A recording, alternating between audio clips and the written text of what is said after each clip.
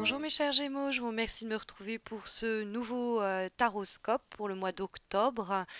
Je vous remercie aussi, c'est vrai, tant que j'y pense, d'avoir participé de façon. Vous étiez très nombreux à participer au concours qui célébrait les 10 000 abonnés sur ma chaîne.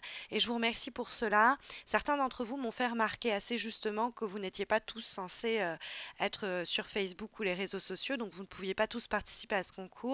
J'en ai pris bonne note et pour corriger un peu le tir, en plus du tirage du concours mensuel qui vous permettent d'en remporter un tirage comme celui-ci chaque mois sur Facebook et qui est en cours ce mois-ci d'ailleurs, je vais organiser au cours du mois d'octobre un nouveau concours exclusivement sur YouTube pour célébrer le dépassement des 2 millions de vues. On n'en est vraiment plus très loin, ça devrait arriver dans les prochains jours.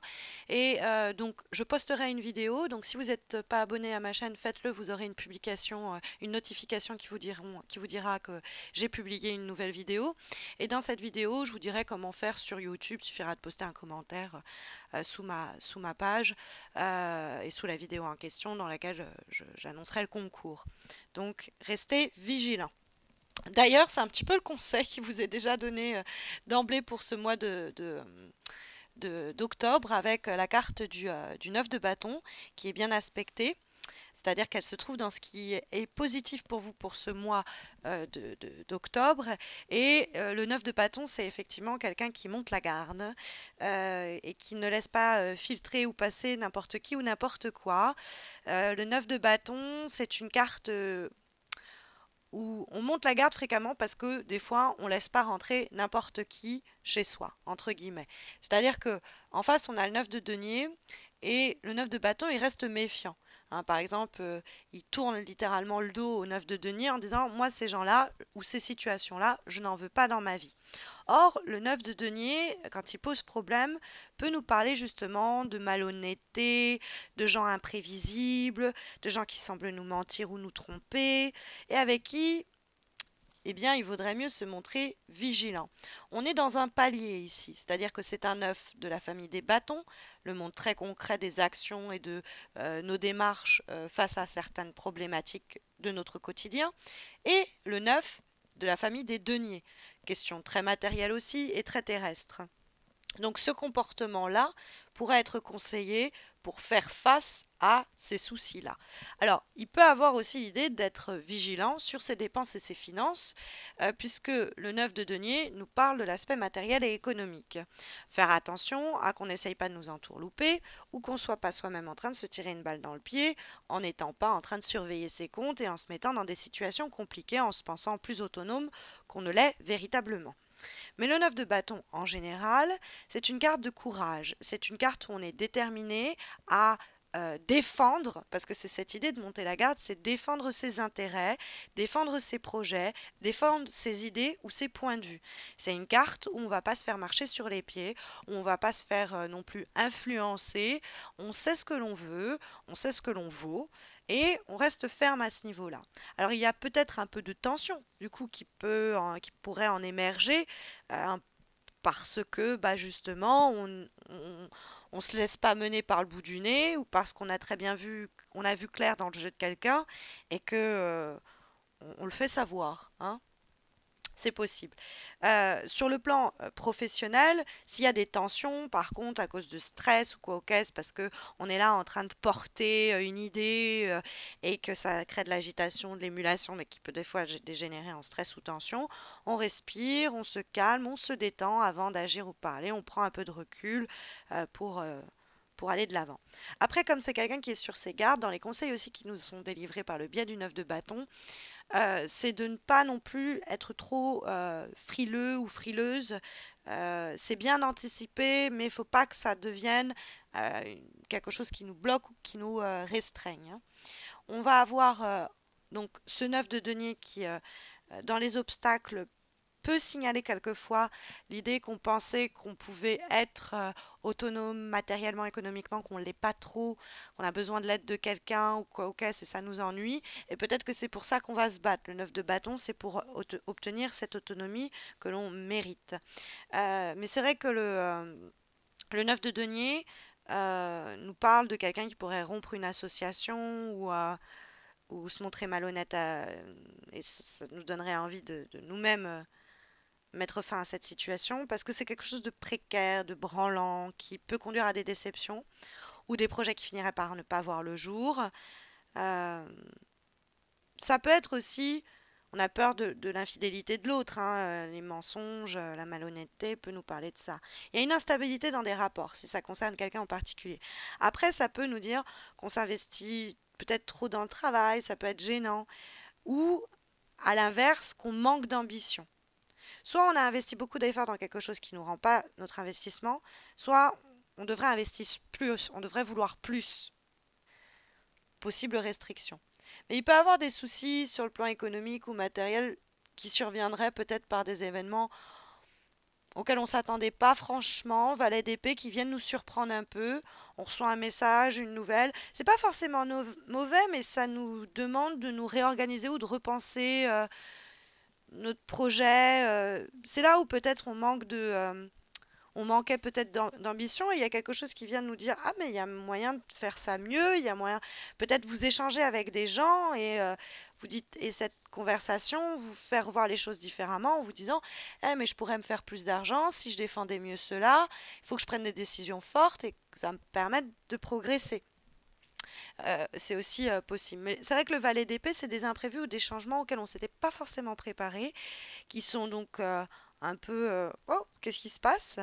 Alors, ça peut être malheureusement à cause d'une personne dont il aurait mieux fallu se méfier, qui nous vole ou qui nous trahit, ou qui, parce qu'elle est instable et ne tient pas ses promesses et qu'il aurait mieux valu garder l'œil ouvert au sujet de cette personne, nous met dans une situation eh bien, un peu délicate, hein. C'est quelqu'un qui ne tient pas ses promesses, beaucoup de mots et derrière peu d'action. Donc, en général, ça nous parle de toute façon de situations auquel il faut faire face. Ça s'est produit, ça s'est produit. Donc, si on reçoit de mauvaises nouvelles, bah, on fait avec. Sur le plan professionnel, on prend quelques secondes avant d'y répondre, on s'emporte pas, parce qu'il y a des difficultés de communication possibles avec le valet d'épée. Il faut bien peser ses mots, dire ce que l'on pense, mais également penser ce que l'on dit. Hein, parce que les épées qui sont très présentes après en vibration et en direction des choses ont un côté où voilà, c'est pas avec du vinaigre qu'on va attirer les gens, hein. Donc on met quelques formes. On est des communicants, hein, les signes d'air, hein. Je dis on parce que je suis Gémeaux moi-même. Donc, normalement, on sait faire mettre les formes, mais quelquefois, on est un peu impulsif. On ferait mieux d'apprendre à tourner cette fois notre langue dans notre bouche, n'est-il pas? Bon, bref. Donc, mais l'as d'épée, c'est la direction que prennent les choses. Et c'est une carte qui va nous inviter à peut-être prendre des décisions un peu fortes, drastiques, mettre fin à ceci, mettre fin à cela, trancher dans le vif, mais c'est pour permettre euh, c'est comme on coupe les mauvaises herbes au fond. Ça, si on coupe ça et qu'on tranche quelque chose dans le vif pour lui mettre fin, par exemple, parce que des fois ça nous parle de démarrage sur plusieurs fronts, mais qui peuvent d'abord, ce démarrage peut d'abord résulter d'une forme de séparation qui génère de l'anxiété, parce qu'on va sauter dans le vide, c'est nouveau, on ne sait pas encore comment. C'est des initiatives qui nous stressent peut-être, mais c'est la meilleure façon de mettre de l'ordre, hein, alors, c'est pas le moment pour prêter ou investir de l'argent, hein. Alors là, vraiment pas dans votre tirage. On pourrait par contre en recevoir ou trouver une nouvelle opportunité de source de revenus. Ça peut être par la communication et les échanges, défendre vos idées, vos intérêts, dans le cadre du couple, dans le cadre d'une relation, dire voilà ce qu'on va faire, voilà ce que je veux, et y arriver, hein. La SDP, on a la suite dans les idées et on fait ce qu'il faut pour que ça ne reste pas un plan seulement mental.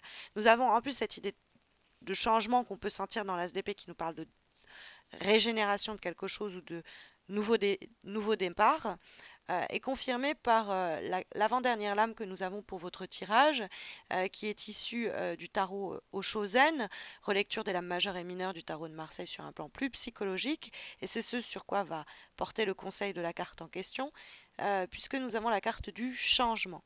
Donc, le changement va dans l'idée de l'as d'épée et du valet d'épée. Il y a des imprévus auxquels on doit faire face. Les choses viennent et sont amenées à toujours se mettre en mouvement. Donc face à ces mouvements-là, il faut trancher, accepter et aller de l'avant, hein. C'est l'idée que rien n'est permanent, hein. Le changement instaure l'idée de quelque chose se termine parce que quelque chose de nouveau naît. Combien de vies et combien de morts dans une existence, hein. Des étapes, des périodes qui s'achèvent, etc. Et donc il faut accepter que rien n'est voué à toujours être similaire et stable. On est voué à progresser. Il faut accepter ce mouvement et plutôt que l'accepter, le pousser à devenir pleinement ou l'embrasser même si c'est un mouvement qui est extérieur et qu'il faut attraper en chemin. Mais la dernière lame que nous avons, qui est issue cette fois-ci d'un oracle, celui pensé et dessiné par Salerno, l'oracle de l'amour universel, nous avons la carte Blessings, qui est donc une très très jolie lame, qui est là pour nous parler du fait que notre comportement, notre gentillesse, notre écoute, notre compassion, notre empathie ne sera pas non remarquée, que l'univers va finir par nous remercier pour ce qu'on a donné, ce qu'on a offert aux autres, et nous bénir en retour, entre guillemets, hein, c'est-à-dire nous accorder certaines grâces. Donc c'est la carte Change nous parle aussi de la providence, hein, c'est le destin, le karma, quelque chose un peu qui, l'aléatoire diront certains, mais qui va ici nous tendre les bras plutôt et nous permettre de découvrir ou de faire, de faire connaissance d'un renouveau, d'une énergie créatrice que le tirage encourage et qui va nous être euh, profitable et bénéfique. Euh, c'est ce qui part de nous vers les autres, l'univers va nous le rendre. Ça va revenir vers nous. En fait, notre générosité finit par être une générosité envers soi-même, quoi. Il y a presque comme si le karma nous disait rien ne se perd, rien ne se donne, rien ne se perd, rien ne se crée, tout se transforme.